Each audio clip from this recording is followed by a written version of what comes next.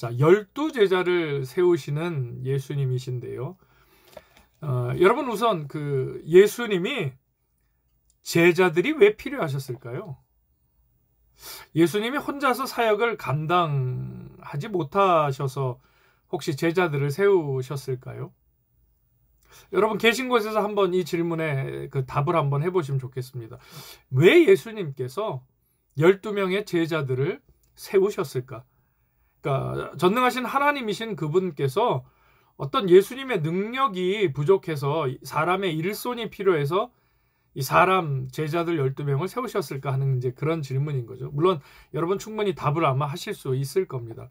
예수님은 혼자서도 얼마든지 이 공생의 사역을 이 하나님의 뜻을 이뤄드리는 일을 하실 수 있었지요. 그러나 그렇게 하지 아니하시고, 그러니까 하나님께서 인간을 창조하실 때 로버트처럼 그냥 모든 것이 입력돼 있고 주입돼 있어서 마치 로버트처럼 살아가게 하지 않으시고 인간에게 자유의지를 주신 것처럼 예수님께서도 예수님의 사역에 사람들을 세우시고 부르셔서 세우시고 그 가운데는 심지어 예수님을 판 자도 있었지요. 예수님이 그 제자들을 이제 뽑으시지요. 근데 제자들이 어떤 성향이나 이 마음가짐이나 그의 사람됨됨이를 예수님이 잘 아셨습니다. 그렇지요? 우리는 이 성경의 내용을 이미 잘 알고 있는 사람들이기 때문에 우리는 제자들이 어떠했는지를 우리가 잘 알고 있습니다. 예수님이 이 제자들에게 결국 배신도 당하셨고 심지어는 사랑하는 수제자에게는 저주까지 받으셨고 그리고 그 제자 중 12명 중에 한 명은 예수님을 결국 종교 지도자들에게 팔아버린 사람이 있었다는 것도 아셨습니다. 이제 그런데도 불구하고 제자들을 세우십니다. 그러나 사람들을 세우십니다. 훌륭한 사람들이요? 아니요. 부족한 사람들을 세우십니다. 그리고 그들을 통해서 하나님의 나라의 일들을 전하시고 예수님 이후에 그 믿음의 다음 세대의 일들을 이들을 통해 이 부족한 사람들을 통해서 준비해 가신다라는 거죠. 그래서 사실 교회가 이 땅에 주어졌습니다. 교회는 한 세대만 있고 그 다음 세대는 없어지는 것이 교회가 아닙니다. 2000년 동안 이어져 온 것이 이 예수님의 사람을 세우시는, 사람을 사용하시는 하나님의 방법이 그대로 이어져 오고 있는 것이 사실 교회의 모습입니다. 교회 안에서는 다음 세대를 위해서 믿음의 교육이 계속 우리 교회가 처음 주어졌던 50년 전에도 40년 전에도 그리고 지금도 그리고 주님 오시는 앞으로 언제 오실지 모르겠지만 곧 오시겠지만 그때까지 계속 이 믿음의 재생산은 계속 이루어지게 되어 있습니다. 예수님께서도 그 하나님의 영적 원리를 잘 아셔서 제자들을 부르시고 세우십니다. 똑똑한 제자들이요? 아니라는 거예요. 저와 여러분 같이 똑같은 흠 많고 죄 많은 사람들을 주님은 부르셔서 제자를 삼으십니다. 그리고 가르치시지요. 똑같이 하나님의 나라와 그들이 뭐가 준비돼서 쓰시는 게 아니라 똑같이 사람들에게 무리와 군중들에게 말씀하시는 내용을 같이 먹이시고 같이 훈련시키시고 양육하십니다.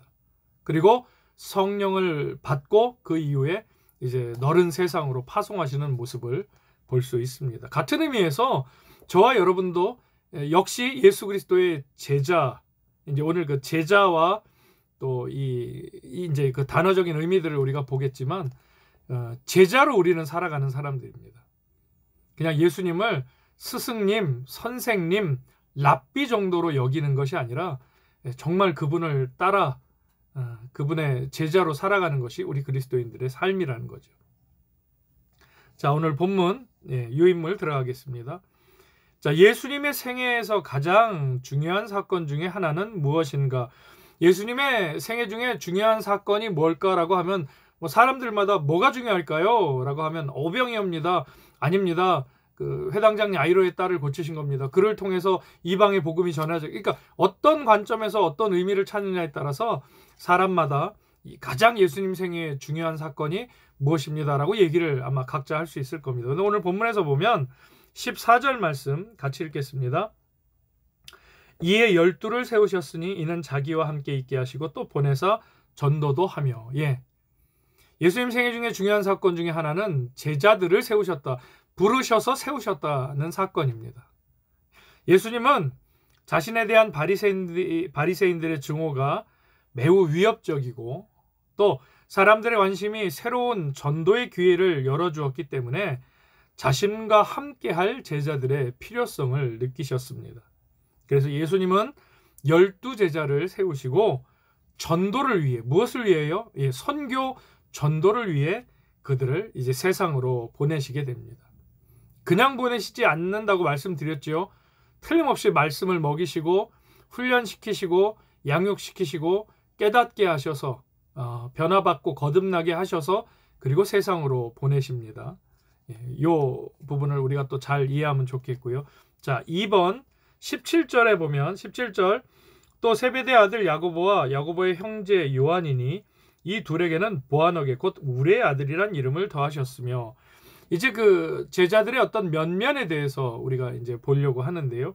자, 그 아시는 분은 아시겠지만 평소 성경을 읽으시는 분들은 아시겠지만 좀 낯선 단어가 하나 나옵니다. 보아너게라는 단어인데요. 우레의 아들이다 그렇게 또 해석이 돼 있지요. 자, 보아너게 우레의 아들, 그러니까 우레의 아들, 그러니까 아주 그 좌충우돌, 아주 그 순간적으로 이렇게 격정적이고 그런 의미를 갖는 겁니다. 자, 그런데 이 보아너게 세베대의 아들 야고보와 그 형제 요한이 우레의 아들 보아너게라는 이름을 지어주셨을 정도로 그 성격이 좀 있는 사람들이었다는 거예요. 자, 여러분 이 바닷가 쪽 사람들이 좀 드셉니다. 다혈질이죠. 또 근데 그 이렇게 좀 다혈질이고 막 확 일어나고 이런 거는 있지만 또 뒤끝은 없는 또 그런 부분도 있어요. 네, 그런 분들이. 자, 우리 세베대의 아들 야고보와 형제 요한이 좀 그런 성격을 갖고 있었다는 겁니다. 예수님께서 야고보와 요한에게 그런 별명을 주셨다는 거예요. 이건 지금 베드로의 증언입니다. 마가가 그것을 적고 있는 겁니다. 자, 이 두 사람에 대한 다른 예화가 있는데요. 누가복음 9장에 보면 53절, 54절에 보면 예수님께서 예루살렘으로 올라가는 도중에 사마리아인의 한 동네에서 예수님의 일행이 이제 들리게 됩니다. 예수님과 제자들이. 근데 그 사마리아 그 성에 있던 어떤 한 촌의 사람들은 예수님과 일행을 받아들이지 않는다고 합니다. 오시지 마세요. 저희 동네는 오시지 마세요. 그냥 지나가세요. 이런 일이 있었다고 누가복음 9장이 얘기합니다. 그런 그들을 보고, 그러니까 이전에 사람들이 그 자기를 대했던 우리 그 예수님의 공동체를 대했던 그런 모습을 보면서 이제 나름대로 어떤 그런 좀 이렇게 존경도 받고 하는 그런 시선이었다가 이 사마리아 성, 그러니까 유대인들이 사마리아인들을 생각할 때 인간 같지 않게 생각한다고 말씀드렸죠. 그러니까 제자들 마음속엔 그게 있었어요. 야, 우리가 자비를 베풀어서 우리 선생님이 너희들을 만나주러 오셨다. 이놈들아. 이런 마음이 있었던 것 같아요. 자, 그런데 이 사마리아 한 촌에서는 예수님과 제자들을 받아들이지 않지요.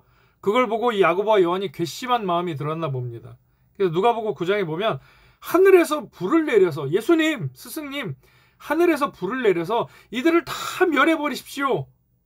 이런 말을 합니다. 그러니까 그럴 정도로 아주 좀 이렇게 불끈하는 또 이게 그 좌충우돌적인 마치 그 돈키호테 같은 그런 모습이 이 세베대의 아들 야고보와 그 형제 요한에게 성격이 있었다는 거죠. 그러니까 그 제자들이 각각 자신들의 그 삶의 어떤 모습과 성향에 따라서 그 기질들이 있었어요. 우리 지금 성경 공부 받으시는 37분 분들도 각각의 생김새가 다른 것처럼 기질이나 인격, 품격이 다 다릅니다. 그렇죠? 맞죠? 다 각자의 특색이 있다는 거죠. 예수님의 제자들도 그랬다는 겁니다. 자, 우선은 세베대 아들 야고보와 그의 형제를 예수님께서 보아너게 우레의 아들이라는 표현을 하실 정도로 아주 그 다혈질의 성격을 가지는 예수님의 제자들도 12명의 제자 중에 있었다. 이 부분을 우리가 보면 좋겠고요. 3번입니다. 자, 예수님은 12명의 제자들을 세상으로 보내기 전에 왜 먼저 자신과 함께 지내도록 하셨는가? 자, 오늘 14절 말씀 제가 한번 다시 읽어드릴게요. 12를 세우셨으니 이는 자기와 함께 있게 하시고 또 보내사 전도도 하며. 그러니까 순서가 있지요. 예수님이 사람을 부르셔서 제자들을 세우셔서 자기와 함께 있게 하시고 이제 보내셔서 전도도 하고라고 그렇게 표현을 간단하게 마가는 합니다. 마태나 누가복음에 보면 이 제자들을 부르시는 그 과정을 아주 그 자세하게 디테일하게 적습니다. 근데 마가는 아주 간단하게 적지요. 이 13절에서 19절 아주 짧게 적고 있습니다. 자, 제자들을 세상으로 보내기 전에 왜 예수님이 먼저 자신과 함께 지내도록 하셨을까? 여러분 혹시 생각해 보셨나요? 자, 예수님의 교훈과 생활 방식과 또 예수님의 인내를 충분히 제자들이 알게 하도록 하기 위해서였습니다. 다시요. 예수님이 12명의 제자들을 세상으로 보내시기 전에, 전도를 위해서 보내시기 전에 왜 먼저 자신과 함께 있기를 원하셨느냐라는 질문에 예수님의 교훈, 즉 하나님의 말씀을 듣고 그러한 생활 방식을 갖고 하나님 나라의 관점에서 살아가는 삶의 생활 방식을 갖고 그리고 하나님의 나라를 살아가기 위해서 충분히 인내와 절제라는, 이거 성령의 열매이기도 하죠. 이 절제와 인내를 충분히 깨닫고 알고 하나님의 일에 쓰임받고 헌신할 수 있도록 그러기 위해서 예수님과 함께 두기를 원하셨다는 겁니다. 자, 제자들은 다른 사람들에게 교훈을 줄 수 있는, 그러니까 하나님의 나라를 전하려면, 우리가 전도하고 선교하려면 우리가 예수님에 대해서 전혀 알지 못하면서 어떻게 하나님의 나라를 전하고 예수님의 복음을 전하겠어요? 그렇지요? 쉽게 이해가 되는 부분이시죠. 그러니까 예수님과 함께하면서 예수님에 대해서 이해하고, 아, 이분이 이런 분이시구나, 이분이 전하시는 말씀이 이런 말씀이구나, 그것을 내 것으로 먹고 잘 소화를 시켜서 내 것으로 만들어서, 자, 그것을 내게 임한 은혜를, 조금 다르게 표현하면 하나님께서 주신 은혜를 내 은혜로 잘 담아서 그것을 다른 사람들에게 이제 전해 준다라는 거예요. 은혜를 모르는데 어떻게 은혜를 얘기합니까? 기도할 줄 모르는데 어떤 다른 사람들에게 어떻게 기도하라고 얘기를 할 수 있겠어요? 그렇죠? 그런 의미인 겁니다. 자, 다른 사람들에게 하나님 나라의 교훈을 줄 수 있는 자격을 갖추게 하기 위해서 예수님으로부터 교훈을 받도록 예수님과 함께 하게 하셨다는 거지요. 그리고 그리스도가 그들에게 예정한 일들을 그들이 감당하려면, 다른 말로 하나님께서 이 제자들을, 예수님께서 이 제자들을 세우셔서 하나님 나라의 일들을 선교와 전도라는 이름으로 행하게 하실 때에 이제 하나님께서 예정한 일들을 그들이 감당해내려면 준비의 시간이 필요했다라는 거예요. 그러니까 예수님의 제자들에게도 이 공생의 3년이라는 준비의 시간이 있었기 때문에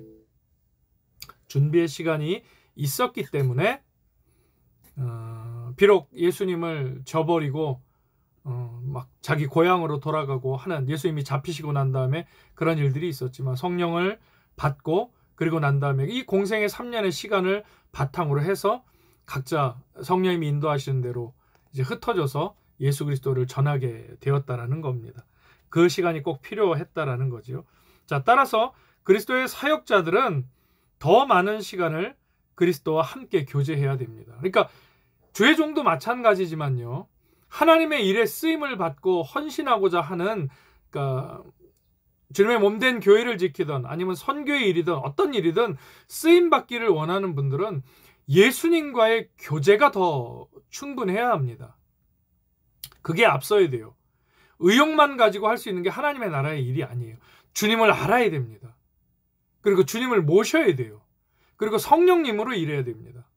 그냥 내 판단과 내 경험, 내가 교회 생활 30년, 40년 하고 내가 이해한 하나님, 내 머릿속에 가둬놓은 인식한 하나님 정도로 내가 하나님 나라의 일들을 그렇게 하는 것도 귀하지만, 그러나 철저하게 내 중심으로 하나님 나라의 일이라고 말하면서도 내 중심으로 사역할 수 있고 내 중심으로 하나님의 일들에 임할 수 있다라는 겁니다. 그렇기 때문에 예수님을 먼저 만나야 돼요. 모셔야 됩니다. 성령님이 함께 하셔야 돼요. 이 원칙은 교회사 2000년 동안, 아니 예수님 재림하시는 그날 동안 변할 수 없는 어떤 영적인 원칙입니다.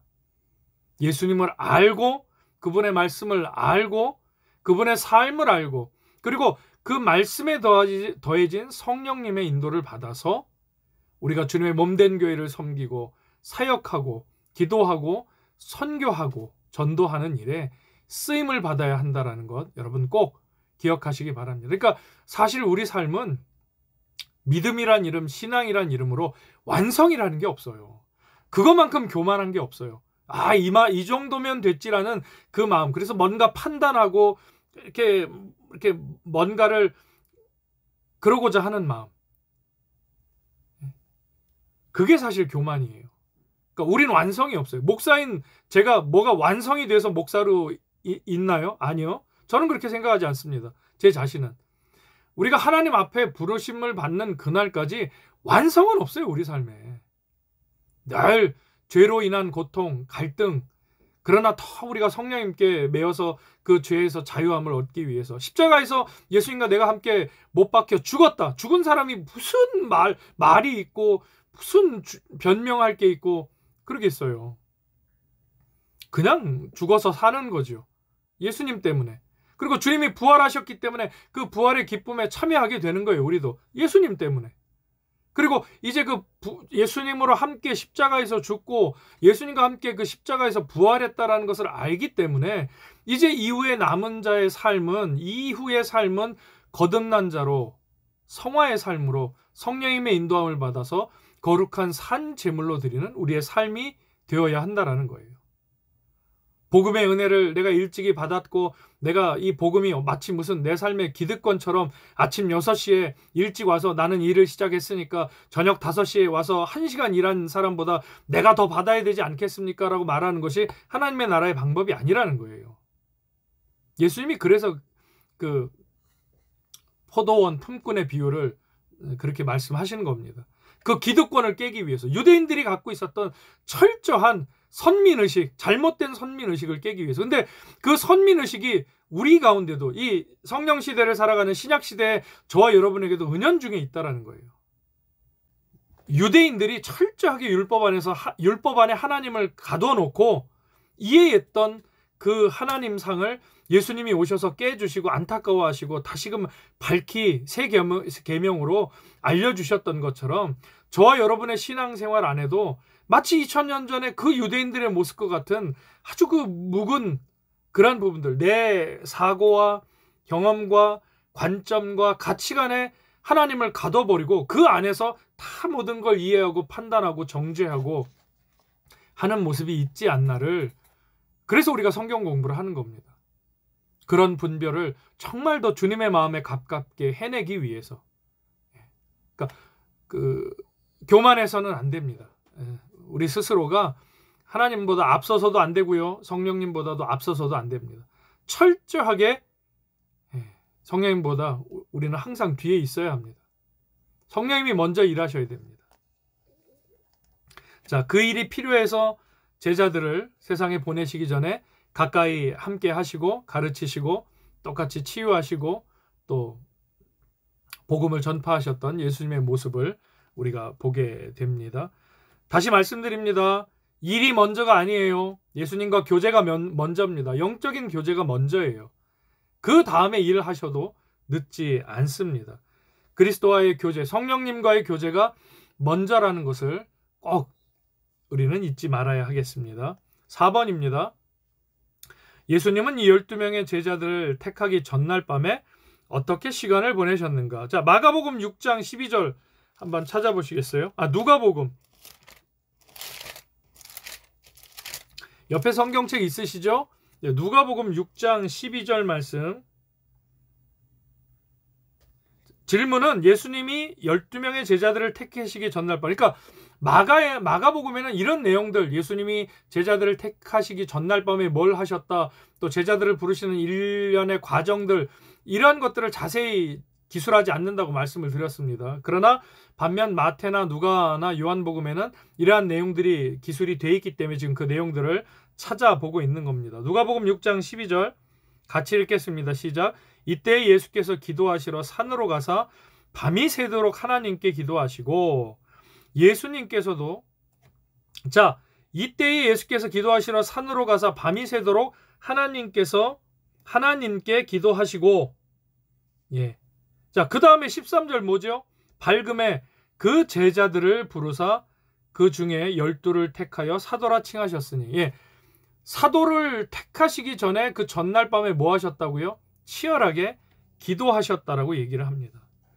여러분, 예수님께서는 모든 일에 하나님께 먼저 기도하시고 그리고 사역에 임하세요. 심지어 제자들을 택하시는 일조차도 성부 하나님께 기도로 묻고 응답 받으시고 그리고 임하십니다. 이거는 여러분 우리 삶에 꼭 똑같이 따라가야 할 모습입니다. 뭔가 일을 저질러 놓고 시작해 놓고 하나님 보고 과정과 결과를 책임지시라고 하면 은혜도 없고 결과도 하나님이 원하시는 그러한 결과로 가지 않습니다. 시작, 하나님 이걸 해야 될까요? 라고 물으셔야 됩니다.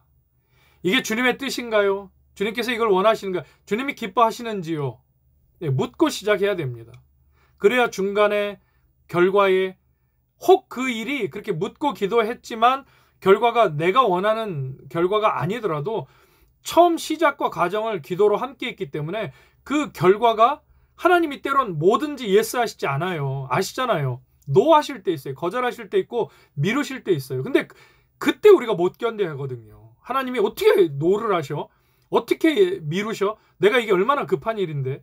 그런데 기도로 시작하고 기도로 동행하고 그 결과에 있어서도 기도로 함께하면 그게 수긍이 되고 받아들여진다라는 거예요. 기도했기 때문에 하나님께서 이 일을 지금 내게 꼭 필요한 일로 이끌어 오셨구나. 이 상황도 내게 꼭 필요하기 때문에 하나님이 이렇게만 허락하시는구나. 이 길로 인도하시는구나. 그렇게 받게 된다라는 거예요. 자, 모든 일을 시작하기 전에 기도로 시작하고 과정 중에도 기도하고 그리고 끝날 때도 그 결과를 통해서도 하나님께 기도함으로 온전한 하나님의 인도, 성령님의 인도를 받아야 한다는 것 우리가 꼭 기억해야 하겠습니다. 예수님은 개인의 방법과 경험에서가 아니라 하나님의 뜻을 바로 따르시기 위해서 기도하셨어요. 이게 중요합니다. 우리가 본받아야 할 모습이에요. 하나님의 뜻을 분별하시기 위해서 예수님마저도 예수님의 경험과 예수님의 능력으로 임하시지 않고 하나님께 기도하셨다라는 것. 우리가 이거 꼭 기억하면 좋겠습니다. 5번. 자, 누가복음에 보면 누가복음 6장 13절에 보면 자, 예수님의 선택하신 제자들에게 새 이름을 주셨다고 합니다. 누가복음 6장 13절. 조금 전에 읽었던 12절 다음이죠. 읽어보겠습니다. 자, 밝음에 예수님이 제자들을 부르시기 전에 기도하셨어요. 밤이 새도록. 그리고 13절 밝음에 그 제자들을 부르사 그 중에서 12를 택하여 뭐라고 칭하셨다고요? 예, 사도입니다. 사도라 하는데요. 여기서 이제 몇 가지 얘기를 드려보는데 자, 예수님의 제자를 뜻하는 몇 가지 성경의 표현들이 있습니다. 제자라는 말이 있는데요. 영어로는 disciple, 제자라고 합니다. 자, 이것은 사전적인 뜻을 보면 지식이나 덕을 갖춘 사람으로부터 가르침을 받는 사람, 즉 그러니까 배우는 사람이 제자입니다. disciple. 자, 그리고요. 오늘 본문에 지금 누가복음 6장 13절에 나오는 사도는 apostle. 예, 영어로 보면 그렇게 얘기하는데요. 사도는 제자하고 여러분 제자 사도 지금 요 내용을 좀 이렇게 정확하게 의미를 이해하기 위해서 말씀을 드리는 겁니다. 우리가 때로는 혼동해서 쓰기 때문에 제자는 다시요. 배우는 사람입니다. 쉽게 얘기해서. 자, 사도는 그렇게 배운 사람이 어떤 임무를 받고 부여받고 파견됨을 받은 사람, 즉 보내심을 받은 사람을 사도라고 이야기를 합니다. 그러니까 제자와 사도의 차이, 단어적인 차이를 아시겠지요? 자, 여러분 근데 여기서 이제 우리가 하나 생각해 볼 것. 배우는 사람은 많아요. 예. 잠깐 물 한 잔 마시겠습니다. 여러분 배우려고 하는 사람은 많습니다. 성경 공부도 배우겠다고 하는 그 좋은 일이죠. 배우겠다고 하는 사람은 많아요. 그런데 배운 것을 세상에 나누는 사람은 많지 않습니다. 자기 삶에 적용하는 사람도 그렇게 많지 않아요. 그러니까 성경 공부 시간에 하나님 말씀 듣고 그 말씀 듣고 하나님 말씀이 이런 거구나 그냥 지식으로만 채우고 삶으로 이끌지 않는 사람도 많다라는 거예요. 그러니까 여러분 차이가 있어요. 제자 배우는 거하고 사도 그 배운 것을 가지고 어떤 임무를 받고 세상에 파견받는 보냄을 받는 일하고는 틀림없이 차이가 있다라는 거예요. 그냥 배우고 끝나면 아무 소용이 없습니다. 더더군다나 우리 신앙생활에선 그래요. 배우고 끝나면 아무 의미가 없어요. 그게 우리 삶에서 이 실천으로, 성령님의 인도함을 받는 실천으로 나타나야 돼요. 이게 참 우리 한국교회가 지금 이 시대에 다시금 고민을 해야 될 부분입니다. 그러니까 실천이 없는 그리스도인들, 행함이 없는 그리스도인들, 예수님을 몰라서가 아니에요.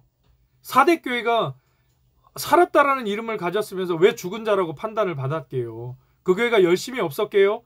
그 교회가 전도 안 하고 선교 안 했게요? 아니요. 선교하고 전도하고 할 수 있는 모든 일 가운데 예수님은 없었다는 거예요. 그냥 자기들 영광 위해서 했다라는 거예요. 그러니까 예수님이 보실 때는, 하나님이 보실 때는 이름은 살은 자인데 4대인데 니들은 내가 볼 땐 죽은 자다. 이렇게 판단을 받게 된다라는 거죠. 제자는 제자의 삶을 살아야 합니다. 그리고 성령님의 인도하심을 받아야 합니다. 네, 분명합니다. 자, 제자 사도 했고요. 자, 다음에 제자라는 다른 뜻의 단어가 성경에 또 보면 나오는데 여러분 적으시겠어요? 마데테스라는 단어예요. 예, 헬라어 단어인데요. 배우는 사람들, 그러니까 아까 우리 디사이플이라고 얘기했던 제자가 헬라어로는 마데테스라고 표현을 하는 겁니다. 배우는 사람. 근데 사실 실제로 우리가 제자 훈련, 제자, 예수 그리스도의 제자라고 말할 때는 이 사도 바울이 썼던 이 표현, 둘로스. 예. 이게 참 기가 막힌 표현인데 마데테스는 배우는 사람이란 뜻이라고 했잖아요. 근데 똑같은 의미의 한글 성경이 표현할 때 제자라고 표현을 하지만 사도 바울은 단어를 다른 단어를 씁니다. 둘로스, 노예, 종이라고 표현해요. 그러니까 예수 그리스도의 종 바울은 이라고 표현을 합니다. 둘로스라는 단어를 써요. 예수 그리스도의 마데테스, 아포슬, 제자, 사도인 바울은이 아니라 예수 그리스도의 종, 둘로스인 사도 바울, 예수 그리스도의 종인, 노예인 나 바울은 이렇게 얘기를 해요. 여러분, 종이나 노예가 자기 주장을 합니까? 그러니까 내가 매일 죽는 거예요. 사도 바울은. 죽을 수밖에 없는 거예요. 예수 그리스도의 종, 노예인데 종과 노예가 무슨 얘기를 해요? 주인 앞에서. 그러니까 매일 죽는 거죠. 나는 매일 죽노라. 이 고백을 할 수밖에 없었던 겁니다. 그런데 하나님께서 이 귀한 바울 사도를 통해서 우리에게 요청하시는, 특별히 우리가 성령 시대, 이 신약 시대를 살아가는 예수님의 이제 재림을 준비하는 흰옷 입고 그리스도의 신부가 되어야 할 우리들에게 원하시는 것은 이 제자, 둘로스의 삶입니다. 종의 삶입니다. 그러니까 종이 되려고 하지 않아요. 다 주인 되려고 하지. 예수님보다 앞서려고 하고 성령님보다 앞서서 뭔가 판단하고 막 못 견디니까 다른 사람들은 다 빨리 가고 인터넷도 빠르고 모든 일이 다 빨라요. 정보도 너무 넘쳐나고. 그러니까 나만 늦는 것 같아. 나만 뒤처지는 것 같고. 그러니까 하나님보다 자꾸 앞서는 거예요. 사울 같은 행동, 짓을 하는 거예요. 하나님 기도하지 않고 말씀 여쭙지도 않고. 법궤만 가지고 나가면 전쟁이 이기나요? 아니잖아요. 법궤 오히려 뺏기잖아요. 하나님 블레셋한테 줘버리시잖아요. 법궤가 마저 우상이 되니까. 하나님께 기도해야지. 하나님께 물어야죠. 근데 묻지 않고 하나님께 여쭙지 않고 법궤를 가지고 나가면 전쟁에 이기고 있구나. 자기가 판단하고 법궤 가지고 나가니까 하나님 줘버리시잖아요. 블레셋한테. 철저하게 수치를 당하게 하시잖아요.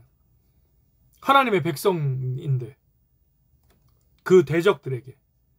그러니까 이 하나님의 방법을, 이 하나님의 긍휼하심, 이 하나님의 이 정말 자기 백성을 바른 길로 인도하고자 하시는, 이 구원의 길로 인도하고자 하시는 이 하나님의 뜻을 우리가 너무 협소하게 생각해서는 안 됩니다. 쉽게 판단해서도 안 되고. 둘로스 꼭 기억하시기 바랍니다. 모든 것을 내려놓을 수 있는 사람이 이 사도 바울이 표현하는 이 둘로스, 예수 그리스도의 종, 노예가 될 수 있는 겁니다. 근데 정말 힘든 일이죠. 저는 제가 이 말씀을 함께 공부하면서 저는 제가 100% 주님께 내려놓나요? 아니요. 저도 그러지 못해요. 자, 둘로스라는 단어 꼭 기억하시기 바랍니다. 종, 노예라는 거. 사도 바울은 그렇게 표현을 했습니다. 자, 6번. 제가 자꾸 시계를 또 보게 되네요. 예수님이 특별히 12명을 택하신 이유.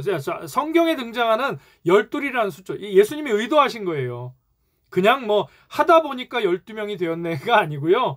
성경이 의미하는 열둘이라는 숫자들이 있어요. 자, 우선은 여러분 언뜻 먼저 생각나시는 게 구약의 이스라엘의 몇 지파? 12지파. 그렇죠? 그 다음에 야곱의 아들이 12명의 아들. 이 열둘이라는 숫자의 의미를 말씀드리는 겁니다. 또 이스라엘의 광야 여정 중에 엘림에서 그 12 오아시스를 발견하게 됩니다. 그리고 구약의 소예언서의 숫자가 또 12개입니다. 그리고 요한계시록에 나오는 새 이스라엘의 문수가 12개예요. 그러니까 성경이 상징하는 숫자들의 의미가 있어요. 제가 이것도 언제 나중에 한번 정리를 해서 하반기에 한번 그 말씀을 드릴게요. 성경에서 1, 2, 3, 4, 5, 6, 7, 8, 9, 10, 11, 12 이런 식으로 그 어떤 숫자의 의미들 이것도 좀 재미있을 거예요. 제가 준비를 해보겠습니다. 자, 열둘이라 예수님이 12명을 택하신 이유가 있다라는 거예요. 예, 열둘이라는 이 숫자의 의미. 그러니까 12제자의 선택은 우연이 아닌 예수님께서 그 의도하신 수다. 예, 이것을 기억하시면 좋겠습니다. 자, 12명의 사도들의 책임은 무엇이었나? 자, 마가복음 다시 아까 처음으로 돌아가서 우리 본문 3장 14절에서 15절 예, 보시면 12를 세우셨으니 이는 자기와 함께 있게 하시고 왜 자기와 함께 있게 하셨는지 말씀을 드렸지요. 예, 인내와 절제를 배우고 하나님의 말씀을 배우기 위해서입니다. 파송을 받기 위해서, 사도로 나아가기 위해서, 둘로서 종으로 쓰임받기 위해서 일단 예수님을 알아야 한다라는 거예요. 예수님을 알고 깨달아야 한다라는 거죠. 그래서 곁에 두시고, 자, 그리고 그런 훈련 후에 이제 뭘로 보내셔요? 하나님의 나라를 예수님과 함께 전하기 위해서, 전도하기 위해서 보내신다라는 거예요. 전도도 하고 또 뭣도 하고 귀신을 내쫓는 권능도 가지게 하려 하심이라 라고 우리 오늘 본문은 14절 15절은 이야기를 합니다. 자, 여러분, 은사와 달란트 그게 무엇이든 하나님의 나라 복음 전하기 위해서 주신 것임을 잊지 말아야 해요. 그러니까 여기도 보면 귀신을 내쫓는 권능도 주시지요. 근데 그럼 그 주시는 권능을 왜 주셨느냐 이거예요. 그러니까 제자들에겐 그걸 주셨는데 저와 여러분에게도 각자에게 은사와 달란트 다양한 것을 주셨어요. 저는 없어요. 아니요. 그런 건 없어요. 주셨어요. 부르실 땐 주십니다. 아직 깨닫지 못한 거지. 깨달아 아시는 분들은 잘 사용하시기 바랍니다. 하나님의 영광이에. 그러나 아직 모르시는 분들은 하나님 제게 어떤 은사와 달란트를 주셨는지요. 기도하셔서 찾으시길 바랍니다. 자, 귀신을 내쫓는 그러한 권능도 예수님께서 주셨는데 무엇하기 위해서? 제자들이 그런 권능이 있으니까 사람들 앞에서 아주 뭐 교만해지라고? 자기를 나타내라고? 예수인 나를 스승을 홍보하라고? 아니요. 하나님의 나라 전하라고. 전도하라고. 복음을 전하라고. 은사와 달란트, 귀신을 쫓는 권능마저도 주셨다라는 겁니다. 이거 꼭 기억하셔야 됩니다. 자, 마태복음 28장 18절에서 20절 대위임령이라고 얘기를 하죠. 왜 제자들을 부르셨는지 또 제자들에게 주신 책임은 무엇인지 우리가 잘 아는 본문인데요. 자, 마태복음 28장 18절에서 20절 우리 찾아서 같이 읽겠습니다. 찾으셨지요? 네, 몇 장만 넘기면 됩니다. 자, 마태복음 28장 18절에서 20절 시작. 예수께서 나와 말씀하여 이르시되 하늘과 땅의 모든 권세를 내게 주셨으니 그러므로 너희는 가서 모든 민족을 제자로 삼아 아버지와 아들과 성령의 이름으로 세례를 베풀고 내가 너희에게 분부한 모든 것을 가르쳐 지키게 하라. 볼지어다 내가 세상 끝날까지 너희와 항상 함께 있으리라 하시니라. 아멘. 대위임령. 제자들에게 또한 오고 오는 세대 가운데 예수를 그리스도로 믿는 모든 제자들 둘로스 사도들에게 주시는 예수님의 위임령. 네, 하나님의 나라를 이뤄가라 하시는 전도하고 선교하라 하시는 이 말씀이 제자들에게 주어졌다라는 겁니다. 또 잘 아시는 말씀 있죠? 사도행전 1장 8절. 이거는 굳이 성경 안 찾아봐도 돼요. 오직 성령이 너에게 임하시면 너희가 권능을 받고 예루살렘과 온 유대와 사마리아와 땅끝까지 이르러 누구의 증인? 내 증인이 되리라 하시니라. 아멘. 네. 이렇게 세 가지 본문. 다시요. 마가복음 3장 14절에서 15절 오늘 본문에 있는 전도도 하며 귀신을 내어쫓는 권능도 주셨고, 자, 그러한 권능과 그러한 주님께서 주신 은사와 달란트를 가지고 마태복음 28장 18절에서 20절의 대위임령, 아버지와 아들과 성령의 이름으로 세례를 베풀고 내가 분부한 모든 것을 가르쳐 지키게 하라. 모든 민족을 제자로 삼고 열방을 향해서, 그리고 사도행전 1장 8절 그 일에 오직 성령이 너희와 함께 하시면 이라는 전제 꼭 붙는다는 거 기억하십시오. 예, 성령님이 함께 하셔야 됩니다. 인도하셔야 됩니다. 성령님 없이 그냥 내 경험과 판단 계속 반복해서 말씀드리고 있습니다. 근데 그게 제일 잘 안 되기 때문에 그래요. 우리가 일단은 내가 내 뜻과 내 생각으로 해보는 거죠. 그러나 성령님의 인도를 먼저 받아야 합니다. 자, 12제자를 택하셨던 이유를 지금 내 안에서 찾을 수 있는가 우리가 묵상해 보면 좋겠습니다. 예수님께서 12제자를 택하셨던 어떤 그런 이유를 하나님께서 우리도 제자로 부르셨는데, 예수님께서 우리도 제자로 부르셨는데, 제자로 살아가게 하시는데, 그런 어떤 이유나 근거들을 지금 우리의 삶 속에서 찾을 수 있는가를 여러분 꼭 묵상해 보시기 바랍니다. 그리고 그렇게 제자로 살아가는 저와 여러분이 주님과 함께하는 기쁨이 있는가 또 우리가 꼭 기억해 보면, 되새겨 보면 좋겠습니다. 주님께 가르침을 받고 복음을 전하고 상처 입은 자들을 고쳐주기 위해서 지금 말씀하신 이 마태복음 28장과 사도행전 1장 8절의 이 말씀 대위임령을 가지고 우리가 그렇게 지금 제자된 삶으로, 사도된 삶으로 나아가서 종된 삶으로 다른 사람들에게 예수 그리스도를 전하고 있는가, 복음을 전하고 있는가, 이 부분도 우리가 이 말씀 앞에 우리의 삶을 돌아볼 수 있어야 하겠습니다. 자, 성경책에 지금 적으세요. 마데테스에서 둘로스로, 배우는 자에서 종으로. 요거 오늘 핵심입니다. 포인트입니다. 예수님의 제자들도, 여러분 오늘 요것만 기억하시면 돼요. 예수님의 제자들도 겨우 스승님, 선생님 부르는 제자로 시작했어요. 그 약하고 부족한 사람들, 흠 많은 사람들. 그러나 그들이 예수님과의 공생의 3년을 통해서 또 예수님의 그 죽으심과 부활하심, 그리고 성령 체험을 통해서 이제 마데테스, 배우는 자에서 둘로스, 예수 그리스도의 종으로, 노예로, 또 사도로 부르심의 그 과정이 있었다라는 것을 여러분 꼭 기억하시기 바랍니다. 우리도 마찬가지 마데테스, 배우는 자, 우리 이렇게 성경 공부를 통해서 예수 그리스도를 알고 그 알미 지식적인 수준에서 그치는 게 아니라 내 삶으로 이끌어져서 성령님의 인도함을 받아서 이제 둘로스의 삶, 성화의 삶, 종의 삶, 순종의 삶으로 나아가야 한다는 것 꼭 오늘 기억하면 좋겠습니다. 12제자 사도의 이름이 신약 성경에 총 4번 나오는데요.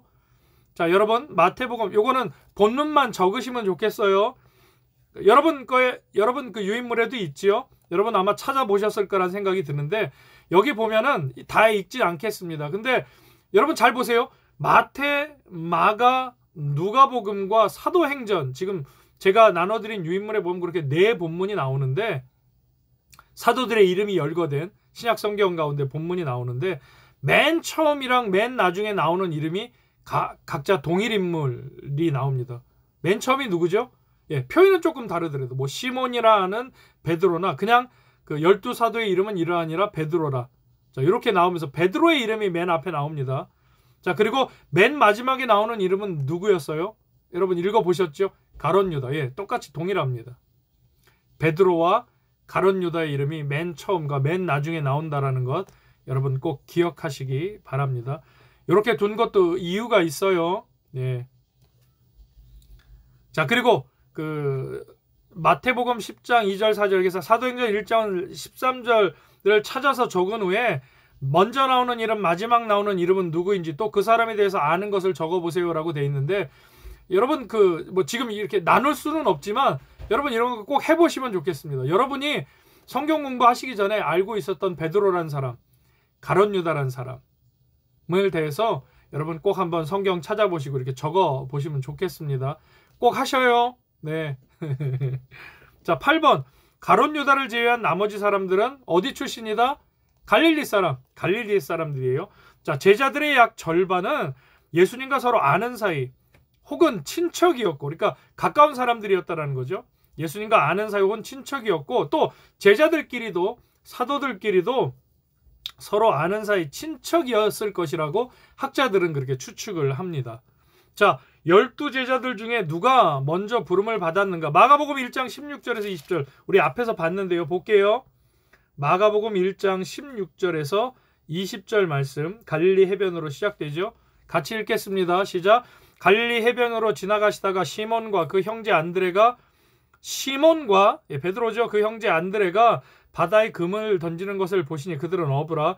예수께서 이르시되 나를 따라오라. 내가 너희로 사람을 낚는 어부가 되게 하리라 하시니 곧 그물을 버려두고 따르니라. 자 19절 조금 더 가시다가 세베대 아들 야고보와 그 형제 요한을 보시니 그들도 배에 있어 그물을 깁는데 곧 부르시니 그 아버지 세베대를 품꾼들과 함께 배에 버려두고 예수를 따라가니라. 예. 벌써 여기 나타나고 있는 마가복음 1장 16절에서 20절만 봐도 뭐 사도들끼리 친인척 관계, 형제 관계, 예, 그렇게 혈연 관계 또 였다라는 것을 우리가 알 수 있어요. 자, 어떤 사람들이 부름을 받았는가 지금 그것을 보고 있는 겁니다. 자, 9번 마태복음 26장 35절 찾아보시죠. 마태복음 26장 35절 그 다음에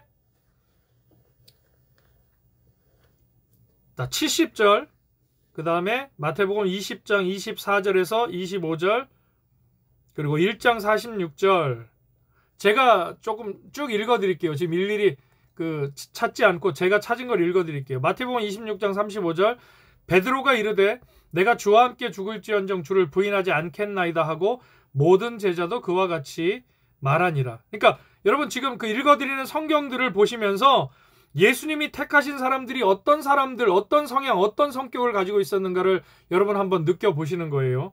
자, 마태복음 26장은 이게 지금 베드로가 한 말이에요. 내가 주와 함께 죽을지언정 주를 부인하지 않겠나이다. 호언장담하는. 근데 베드로가 이후에 어떻게 된지 우리는 잘 알지요. 네. 베드로는 아주 그 호언장담을 좋아했습니다. 자, 70절 바로 뒤이어서 나오네요. 베드로가 부인하죠.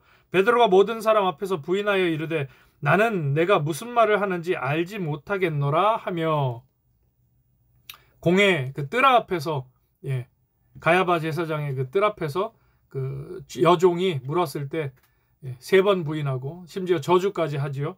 같은 26장에 나옵니다. 35절에서 베드로가 예수님 부인하지 않겠습니다 라고 호언장담을 하고 조금 뒤이은 70절에 바로 그 말이 어겨지는 모습을 보고 있지요. 자, 마태복음 20장 24절에서 25절 12 제자 중에 하나로서 디두모라 불리는 도마는 예수께서 오셨을 때 함께 있지 아니한지라.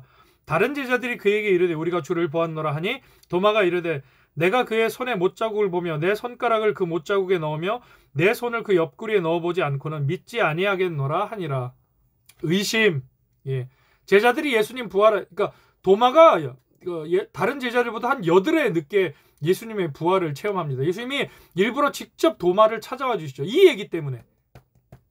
이 말 때문에 도마에. 그래서 너는 봐야 믿느냐 보지 않고 믿는 자가 복되도다. 그 얘기 해주시기 위해서 도마를 정말 믿음의 제자로 만들기 위해서 예수님이 한 번 더 도마를 직접 찾아오십니다. 의심하는 제자의 모습. 네, 의심하는 사람도 있었어요. 자, 그리고 1장 46절 나다나엘이 이르되 나사렛에서 무슨 선한 것이 날 수 있느냐 빌립이 이르되 와서 보라 하니라. 예, 그러니까 자기 어떤 생각에 가져서 나사렛이라는 그 촌동네에서 무슨 선한 게 날 수 있겠느냐 그렇게 또 얘기하는 사람도 있었어요. 그러니까 자기 생각에 그렇다는 거죠. 그 촌동네에서 그 시골 바닥에서 뭐 얼마나 좋은 게 나겠느냐 얼마나 위대한 사람이 날 수 있겠느냐 그렇게 판단했다라는 거예요. 자기 생각으로. 자, 요렇게 몇몇 사람의 몇몇만 봤지만 자 이렇게 보시면 호언장담하는 스타일 또 금방 호언장담했는데 또 변심하는 스타일 예. 또 그리고 의심하고 또 예수님과 함께 했지만 예, 그러한 성향들 각각 의심 우리하고 성정이 똑같은 제자들의 모습이 성령 받기 이전에 여러분 예수님하고 공생애 3년을 같이 했어요. 자기들이 직접 예수님이 주신 그 권능으로 귀신도 쫓고 온갖 치유 이적을 예수님과 함께 경험하고 자신들이 그 권능을 나타내기도 했어요. 자, 그런데도 예수님에 대해서 전혀 이해하지 못해요. 그런데 성령 받고 이제 비로소 거듭나지요. 이들이 정말 예수님의 제자들이 되는 것을 볼 수 있다라는 거예요.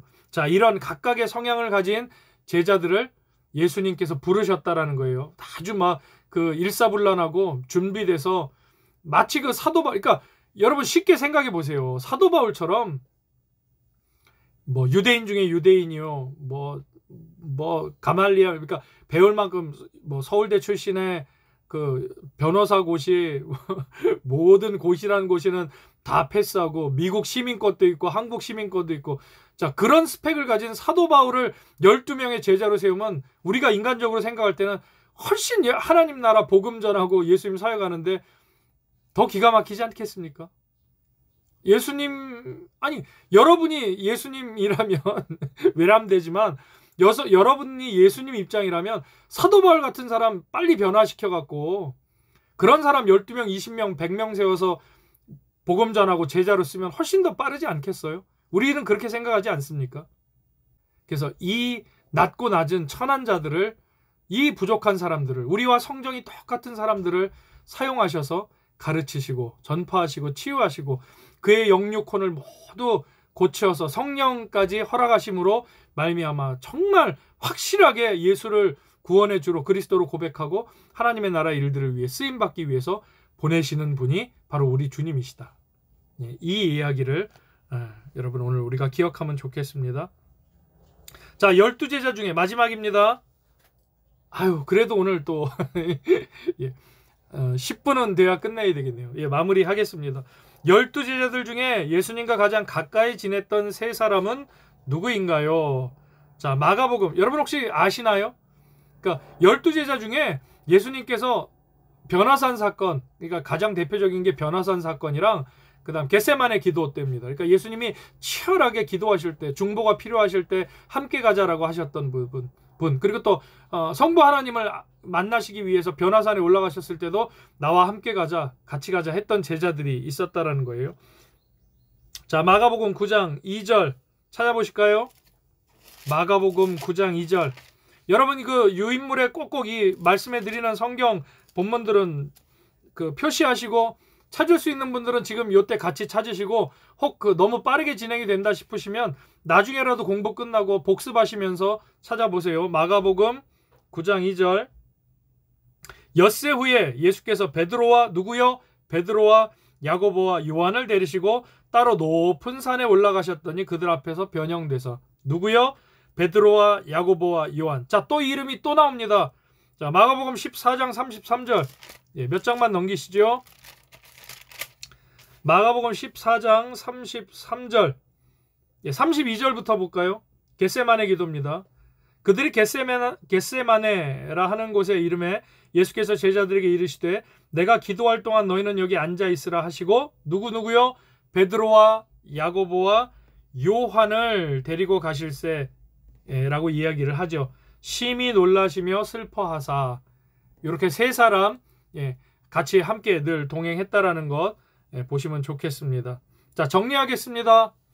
자, 갈릴리 어부들, 예수님이 부르신 이 갈릴리 어부들은 교리나 신조 때문에 예수님의 말씀이 평소 알고 있던 하나님의 말씀하고 뭔가 교리적으로 정리가 되고 그런 것 때문에 예수님을 따른 것이 아닙니다, 여러분.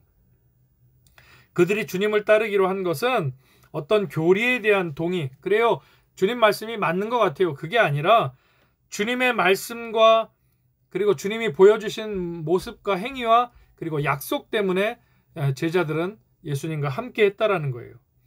자, 이 말은 무슨 말이냐면 제자들은 믿음으로 예수님과 함께 시작했고 믿음으로 함께 끝을 맺습니다. 그냥 인정, 어쩔 수 없어서 아유 우리가 몇 년 사귄 사이인데, 우리가 몇 년 만난 사이인데 우리가 남이가 좋은 게 좋은 거지, 이게 아니라는 거예요. 예수님 제자들 믿음으로 시작해서 끝까지 믿음으로 죽기까지, 예수님이 십자가에서 죽기까지 성부 하나님께 영광을 돌리시고 순종하셨던 것처럼 그 예수님의 제자들, 종, 노예된 둘로 쓰인 이 제자들도 믿음으로 시작해서 끝까지 믿음으로 주님과 함께 했다라는 것을 우리가 오늘 이 공부를 통해서 기억하면 좋겠습니다. 그러나 부족한 사람을 하나님께서, 주님께서 불러 세우셔서 가르치시고 전파하시고 치유하시고 그들을 통해서 다시 복음을 재생산하셔서 주님이 승천하신 후에 열방으로 복음이 전해지는 일에 이 부족한 사람들을 그러나 주님께서 필요를 채우시며 사용하셨다. 그리고 저와 여러분들도 마찬가지로 오늘 여전히 이 시대의 예수 그리스도의 제자가 되기를 소망하는, 아니 제자가 되려는 사람만 제자가 되는 게 아니라 예수 그리스도로 구원받은 모든 사람은 제자로 부르심을 받은 사람들이에요. 이게 맞아요. 전도할 줄 아는 사람이 전도하고 나는 전도의 은사가 없어요. 그런 건 없어요. 예수님으로 인해 구원받은 사람들은 모든 이 전도의 일에, 영혼 구원의 일에 초청을 받은 거예요. 예수님을 믿는 믿음으로 말미암아. 그러니까 뭐는 못해요, 뭐 아니에요. 저는 그런 은사가 없어요, 달란트가 없어요, 아니에요. 순종하는 거예요. 종이고 노예니까, 둘러쓰니까. 요 오늘 그 예수님께서 이런 그런 부족한 이들을 부르시고, 그런 저와 여러분도 마찬가지로 어둠에서 빛이라 말해주시고 빛으로 칭해주시고 이제 빛의 자녀로 살아가라. 모든 착함과 의로움과 선한 일에 쓰임받기 위해서 하나님이 기뻐하시는 일을 위해 시험해보라 라는 그 에베소서의 말씀처럼 저와 여러분도 이제 불러서 이 성화의 삶, 거듭남의 삶으로 살아가기를 원하신다라는 것을 오늘 말씀을 통해 우리가 함께 깨달아 알면 좋겠습니다. 수고 많으셨고요. 자, 성령 강림 주일에 우리 성령님 인도하심 받아서 은혜 사모하며 만나 뵙도록 하겠습니다. 좋은 토요일 오후 되세요. 네, 마치겠습니다.